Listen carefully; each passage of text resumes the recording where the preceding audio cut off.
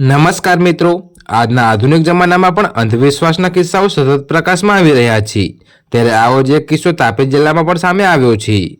તો તાપી જિલ્લાના વાલોડ તાલુકાના અંધાત્રી ગામે 4 દિવસ પહેલા ભુવા દ્વારા ગામમાં જ એક ધાર્મિક વિધિનું આયોજન કરવામાં આવ્યું હતું।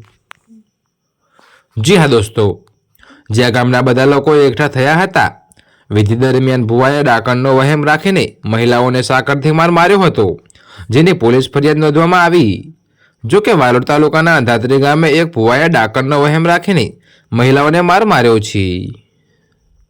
તો મિત્રો, તમને જણાવી દઈએ કે તમારા શરીરમાં ડાકણ છે તેમ કહીને ભુવાએ એક સગીર બાળા સહિત 4 જેટલી મહિલાઓને માર માર્યો હતો, જેમાં ખાસ કરીને એક જે સગીર વયની બાળા જ કે જે પોતે મગજથી અસ્થિર હોવાને લીધે તેની માતા તેને ધાર્મિક વિધિમાં લઈ ગઈ હતી। તો મિત્રો, જ્યાં ભુવા દ્વારા તેનામાં ડાકણ છે એમ કહી માર મારવામાં આવ્યો હતો, તો પોતાના દીકરીને માર ખાતા જોઈને તેની માતા તેને બચાવવા માટે વચ્ચે પડી હતી। તો ભુવા દ્વારા તેને પણ સાકરથી માર મારવામાં આવ્યો હતો।